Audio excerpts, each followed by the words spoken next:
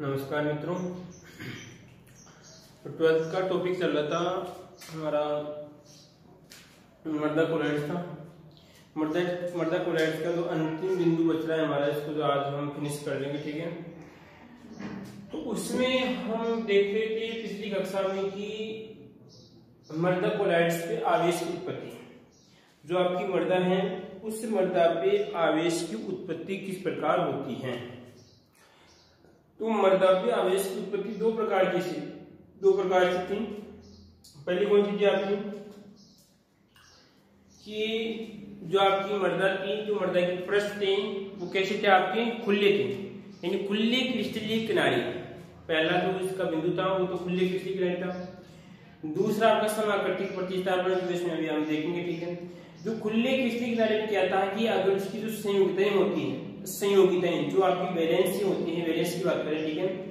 तो वैलेंसी जो है सिलिकॉन जो आपका एल्यूमिनियम होता है, उसकी जो परतें होती है उन परतों के ऊपर क्या जुड़ती है, आपकी ऑक्सीजन परमाणु और आपका हाइड्रोक्सीजन परमाणु जुड़ते हैं। तो यहाँ पर आपका ऑक्सीजन और हाइड्रोक्सीजन परमाणु और यहाँ पर आपका एल्यूमिनियम परमाणु, और ये दोनों के बीच में जो एक बंध बन रहा है, ये बंध कहने का मतलब संतुष्ट नहीं है, एक स्थिर बंध नहीं है। सही बात समझ में। यहाँ पर इसकी जो आप एल्यूमिनियम है, जो आपकी सिलिकॉन है, इसकी वैलेंसी यहाँ पर पूरी नहीं है या इसकी संयोजकताएं पूरी नहीं है। इसलिए क्या करेगी, ये पूरी संयोजकताओं को पूरी करने के लिए किसी दूसरे परमाणु अणु के साथ क्या करती है, क्रिया करती है। और क्रिया करने के बाद में वो परमाणु उसके साथ जुड़ता है, और जब अम्ल क्षार का प्रभाव बढ़ता है, जब अम्लीय क्षारीय प्रभाव बढ़ता है, उस समय परमाणु वापस हट जाता है और साथ में क्या करता है कि ऑक्सीजन परमाणु को लेके जाता है, एक हाइड्रोजन परमाणु को लेके जाएगा और यहाँ पर क्या कर देगा, मर्दा को ऋणावेशित कर देगा। कोई दिक्कत इसमें, कोई समस्या इसमें? फिर देखिए वापस ऊपर वाली परत और आपकी नीचे वाली परत। ऊपर वाली परत हम बात करते हैं, दोनों के बीच में आपकी संयोजकताएं बैलेंस नहीं है या संतुष्ट नहीं है, असंयोगिताएं हैं। तो यहाँ पर क्या होगा कि जब दूसरा परमाणु अणु आके जुड़ेगा, ठीक है, और जब अम्ल क्षार का प्रभाव होगा तो यहाँ से एक हाइड्रोजन हटाएगा और हटाने के बाद में क्या कर देगा, आपकी मर्दा को ऋणावेशित कर देगा। इस प्रकार आपकी मर्दा का ऋणावेशित हो जाती है। कब? जब खुले क्रिस्टलीय किनारे होते हैं, ठीक है। कोई समस्या? ठीक। अब देखो हम एक उदाहरण तो पढ़ लेते हैं। हमने एक उदाहरण था आपका एस और आपका पहला पढ़ रहे खुले क्रिस्टलीय किनारे, खुले क्रिस्टलीय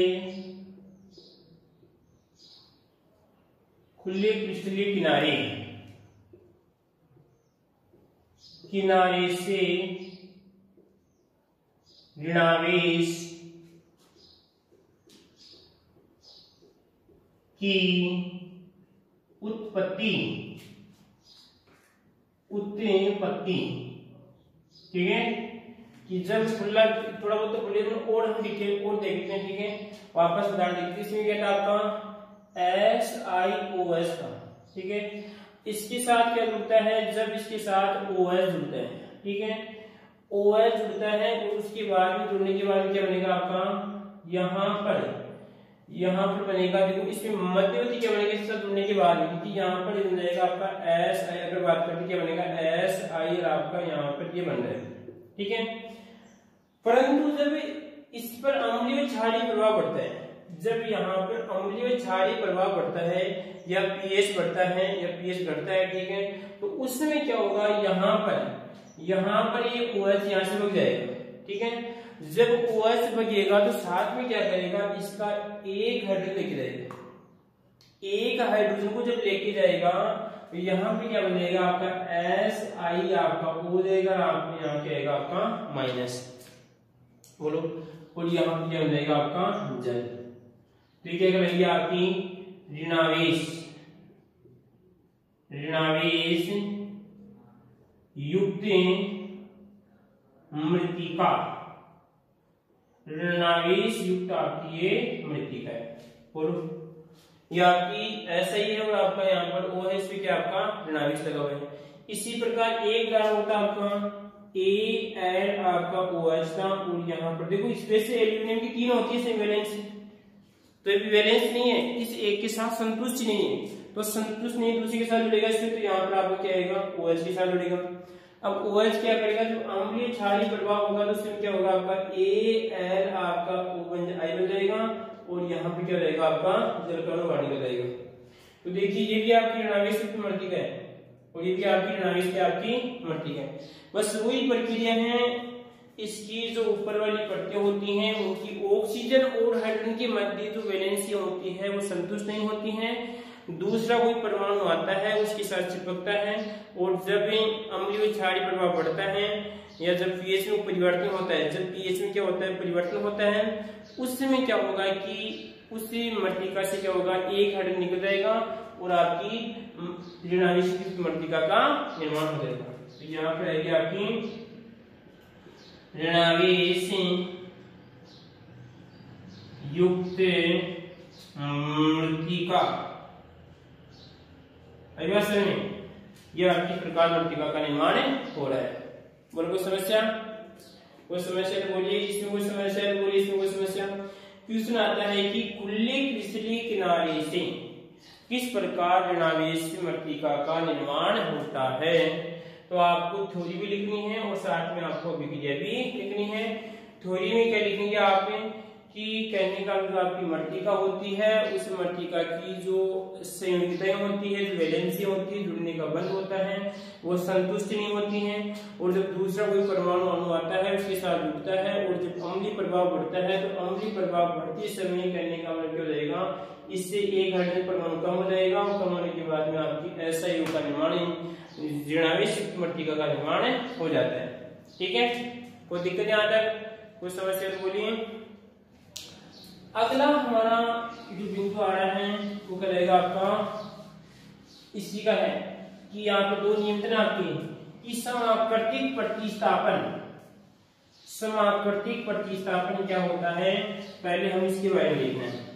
ठीक है, तो समाकृतिक प्रतिस्थापन क्या होता है, तो पहले इसका नाम तो लिख रहे इसमें। तो यहाँ पर आएगा आपका दूसरा, तो ये आपका दूसरा है समाकृतिक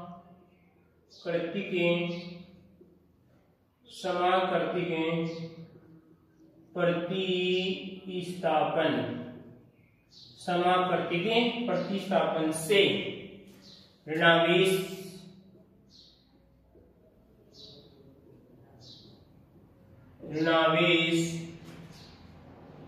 मृतिका का निर्माण की उत्पत्ति या मृतिका उत्पत्ति की उत्पत्ति। ठीक, क्या करना है बारिश में, समाकृतिक प्रतिस्थापन ऋणावेश मृतिका की उत्पत्ति। अब तो पहले हम बात करेंगे समाकृति क्या होता है। समाकृति क्या होता है, ये क्या होता है, तो इस समाकृति के बारे में देखते हैं। तो आप जानेंगे कि हाँ सर जिनकी आकृति क्या होगी समान, वो क्या कराएंगे आपके समान आकृति वाले कराएंगे। बिल्कुल सही है, जो दिखने में एक जैसे हो, अगर दूर से देखें हम तो कि बिल्कुल हमें एक समान दिखते हैं, चाहे इसके गुण अलग अलग हो, जैसे इसके आंतरिक गुण हो या उनके बोलने का ढंग अलग है या उसका देखने का ढंग अलग है या उसका खाने का ढंग अलग है, उससे कोई मतलब नहीं है। या मान लीजिए कोई तत्व की बात करते, दो तत्व आपको समान दिखाई दे रहे हैं, उसका परमाणु क्रमांक अलग, उससे कोई मतलब नहीं। वो अगर दिखने में समान है, दिखने में समानता क्या कहेंगे, समाकृति कहेंगे। जैसे देखो अगर हाँ जी ये दो मार्कर दिख रहे हैं, दो मार्कर दिख रहे हैं, सिर्फ दो मार्कर। जिसको नहीं दिख रहा है वो इसे माना कि दिख रहे हैं, क्या हो रहा है, माना कि दिख रहे हैं, दिख रहे हैं। ठीक है, ऐसे माना कि आपको दो मार्कर दिख रहे हैं, तो ये दो मार्कर हैं। ठीक है, अब मैं आपसे दूर से कहूं कि आपको देखना है तो कहीं हाँ सर दोनों की आकृति लगभग आपको समान दिखाई दे रही है, तो दोनों किसी कहलाएंगे आपकी समाकृति कहलाएंगे, कोई दिक्कत। अब देखो इसके बाद में और हाँ दो बोतलें आपको दिखाई दे रही हैं, तो आप कहेंगे कैसी हैं, समाकृति में, जो दिखने में बिल्कुल समान हो, परंतु देखो इसमें पानी ज्यादा है, इसमें पानी कम। आई बात है, इसी प्रकार हम 2 मार्कर लिए थे, ये 2 मार्कर, ये 2 मार्कर समाकर्तिक थे, तो एक तो लाल है, एक कैसा आपका ब्लैक है। तो दिखने में तो समान हो परंतु इसके गुण अलग अलग हो सकते हो, कहलाते हैं आपके समाकृति कहलाते हैं। देखो इधर अगर हम बात करें दोनों की, जैसे सोडियम की बात करते हैं, किसकी बात करते हैं, सोडियम की बात करते हैं। थोड़ा स्पेशल केमिस्ट्री को देखते हैं, ठीक है, स्पेशल केमिस्ट्री देखना, इसको गुण क्रमांक करते हैं।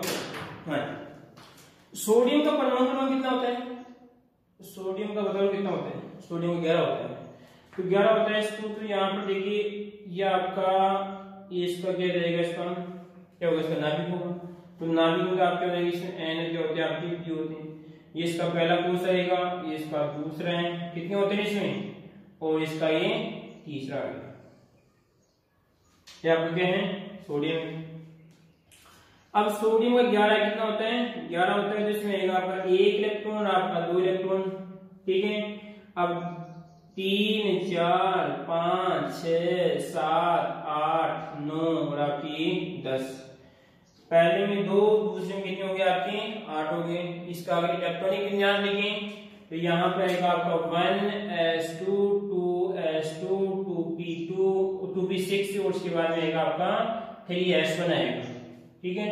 तो यहाँ पर देखिए पहले में कितने आगे 2 आ गए, दूसरे कुछ 2 की बात करें तो यहाँ पे कितने हो गए 8 हो गए, इसमें कितना आएगा लास्ट वाले में 1 आएगा, कितना आ गया आपका 1 आ गया, कोई दिक्कत इसमें। ये तो किसकी संरचना आपका सोडियम की संरचना, ठीक है।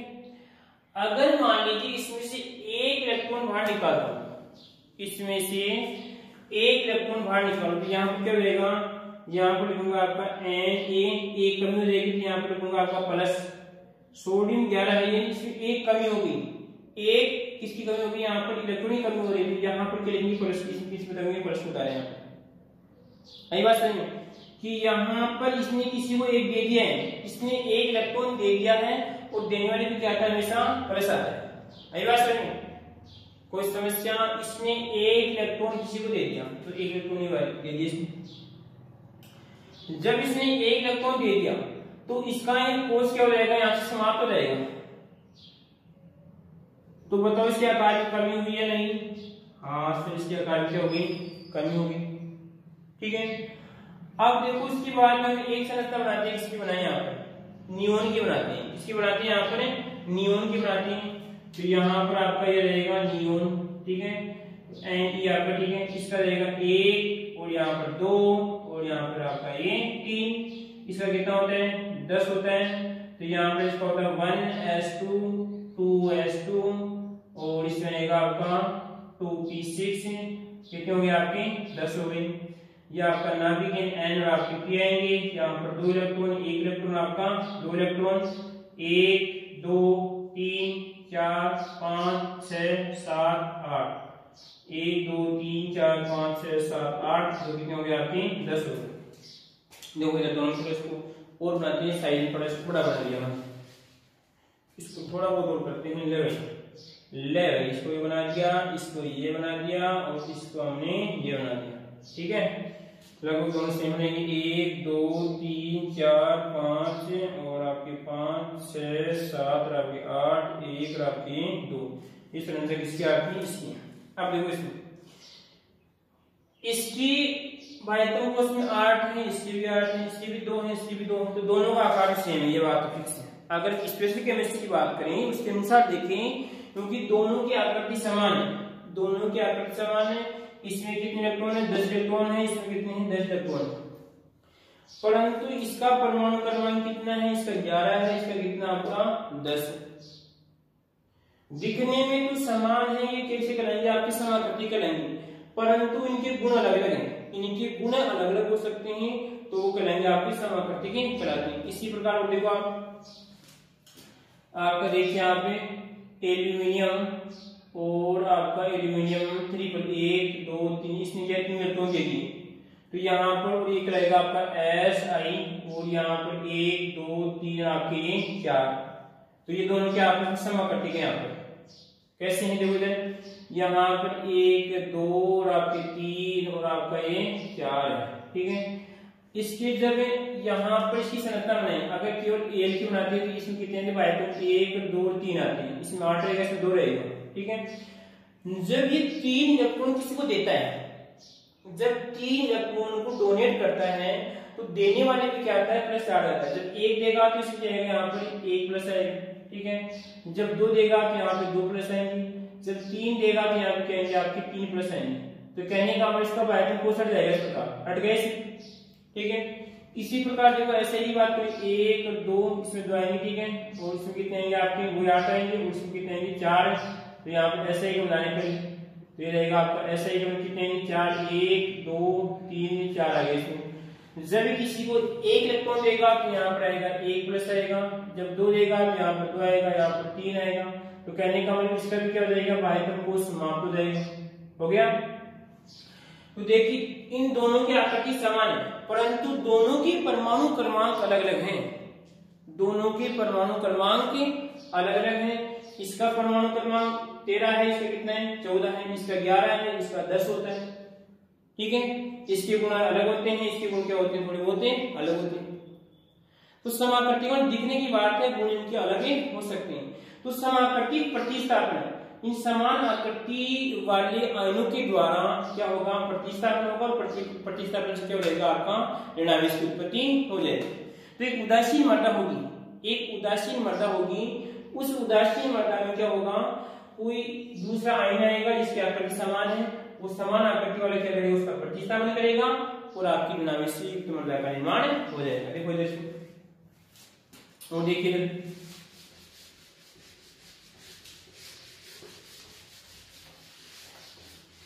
समाकृति की प्रतिस्थापन, देखो यह आपका SI 1 2 3 कितने हो गए आपके, 3 हो गए। अब 3 रेखा आपका ये 4 है, और यहाँ पर आपकी ऑक्सीजन कितना होता है बाइटम कोष में, बाइटम कोष की बात करें या बात करते हैं वैसे 4 हो गए इसमें, 6 होते हैं, 6 होंगे इसमें, फिर 2 की आवश्यकता होती है, यहाँ पर आएगा आपके 2 माइनस, और यहाँ पर आपका ऑक्सीजन पे 2 माइनस। अब देखो इसकी वैलेंसी, इसके पास प्लस की 4 है, प्लस की 4 है, उदासीन है, उदासीन मृत्तिका, उदासीन मृत्तिका, ठीक है। अब क्या होगा, इसमें समाकृतिक प्रतिस्थापन होगा कि यहाँ पर कि इसका प्रतिस्थापन का मतलब अदला बदली, एक तरह की क्या हो जाएगी अदला बदली, और उसके स्थान पर क्या हो जाएगा दूसरा आएगा इसमें। तो यहाँ पर क्या करवाते हैं हम, Al के द्वारा क्या करते हैं, इसका एल्यूमिनियम के द्वारा क्या करवाते हैं, इसका प्रतिस्थापन करवाते हैं, ठीक है। अब यहाँ पे क्या होगा कि इस नौजवान SI की जगह, इस SI की जगह कौन रहेगा, आपका एल्यूमिनियम रहेगा, ठीक है। तो अब एल्यूमिनियम, ये तो बात है, फिर तो रहेगा इसके साथ, ठीक है, परंतु समस्या क्या होगी, क्योंकि इसकी गुण अलग है, इसकी गुण अलग है, इसके पास तो 3 ही प्लस है, इसके पास 4 प्लस है। तो ये समस्या दिखने में समान है, दोनों दिखने में समान है, बिल्कुल सेम आकार के, ठीक है। अगर सामने वाला ऐसा है, दूसरा जैसे ही, ठीक है, परंतु इसके पास तो 3 है, इसके पास कितने हैं 4 है, ठीक है। तो क्या होगा, यहाँ पर क्या बनेगा आपका 1 2 ऑक्सीजन आपका, और आपका ये 2 ऑक्सीजन, और यहाँ पर आपका एल्यूमिनियम 1 2 3, और इसमें तो अब बताओ इसमें यहाँ पर तो कितने हैं 2 ऑक्सीजन, 2 कितने, इन 4 तो माइनस है यहाँ पर, और 3 क्या आपकी प्लस है। तो प्लस की संख्या बढ़िया, माइनस की संख्या बढ़िया, यहाँ पे प्लस की संख्या बढ़ रही है या माइनस की संख्या बढ़ रही है, यहाँ पे सर माइनस की संख्या ज्यादा है। तो कहने का मतलब है इससे जो आपकी पूरी जो परमाणु रहेगा उसमें आप पदार्थ रहेगा उसमें माइनस की मात्रा बढ़ रही है। तो यहाँ पर आपकी ऋणावेश युक्त मृत्तिका, ऋणावेश युक्त आपकी मृत्तिका रहेगी, और कोई दिक्कत इसमें, ये कहेगा आपका समाकृतिक प्रतिस्थापन है। इसी प्रकार तो इसमें क्या लिखेंगे आप, SI का प्रतिस्थापन, SI 4 लिख सकते हैं इस प्रकार, Si+4 का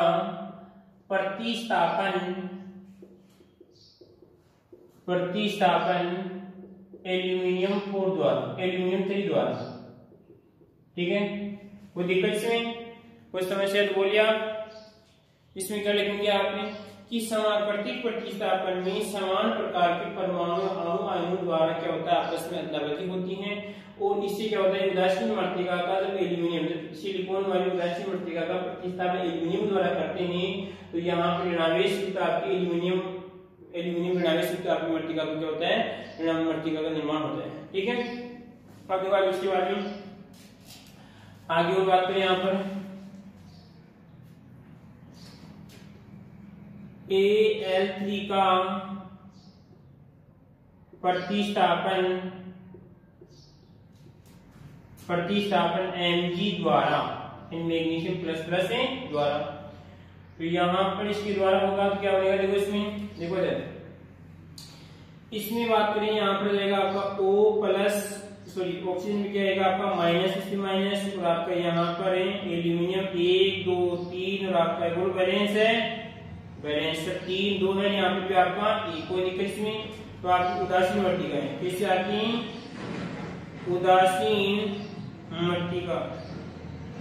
ठीक है, अब यहाँ पर इसका प्रतिस्थापन होगा Mg प्लस के द्वारा। जब इसका प्रतिस्थापन होता है तो देखो यहाँ पर 2 प्लस है यहाँ पर 3 प्लस है तो 1 प्लस ये हो जाएगी कम हो जाएगी, तो यहाँ पर बनेगा आपका ये माइनस इसके बाद बनेगा आपका यहाँ पर देखिए आगे Mg आपका प्लस प्लस इसके बाद में रहेगा आपका OH माइनस। तो देखो यहाँ पर कितने हैं 2 और 1 3 माइनस, यहाँ पर कितने हैं 2 ही माइनस है, तो यहाँ पर रहेगा आपका ऋणावेश युक्त मृत्तिका। और कोई दिक्कत इसमें कोई समस्या?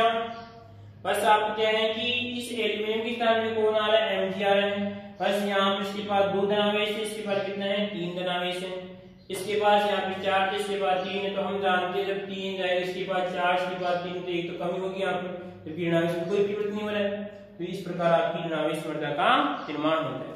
कोई समस्या इसमें? आप इस प्रकार लिखेंगे कि समानुपातिक प्रतिस्थापन समान आयनों द्वारा समान आयनों द्वारा क्या होता है आपका परमाणु का या प्रत्येक तत्व का प्रतिस्थापन होता है, इससे आपकी ऋणावेश युक्त मृत्तिका का निर्माण होता है, इसे हम समानुपातिक प्रतिस्थापन कहते हैं। ठीक है, ये 2 प्रकार का होता है आपका SI के द्वारा रहेगा और आपका SI का एल्यूमिनियम के द्वारा रहेगा, एल्यूमिनियम का आपका Mg के द्वारा प्रतिस्थापन हो जाएगा। कोई दिक्कत कोई समस्या आ रही इसमें? कोई समस्या तो बोलिए आप। ठीक है, आगे जो अगली कक्षा में देखेंगे हम एक मोस्ट इम्पोर्टेंट आपका लेसन देखेंगे। ठीक है, लगभग हम जो भी आपका नंबर का रहेगा मृत्तिका के बारे में कि किस प्रकार मृत्तिका का अक्षय होता है। ठीक है, किस प्रकार चट्टानों के द्वारा वायु के द्वारा इसमें आगे वाली कक्षा में देखते हैं। यहाँ पर आपका लेसन कंप्लीट हो रहा है, यानी एक लेसन आपका हम यहाँ पर कंप्लीट करवा चुके हैं। अगर आपने प्रत्येक क्लास अच्छी तरीके से दी है, ध्यानपूर्वक पढ़ी है, तो आपका 3 या 4 नंबर का जो लेसन है इसमें आपके पूरे पक्के नंबर हो सकते हैं। प्लस में आपकी यहाँ पर जेट के भी लगभग 1 या 2 क्वेश्चन के यहाँ पर कंप्लीट हो चुके हैं, इससे क्वेश्चन 1 भी बाहर नहीं जाएगा अगर मैं इस गहराई से आपको इस प्रकार पढ़ाया। ठीक है।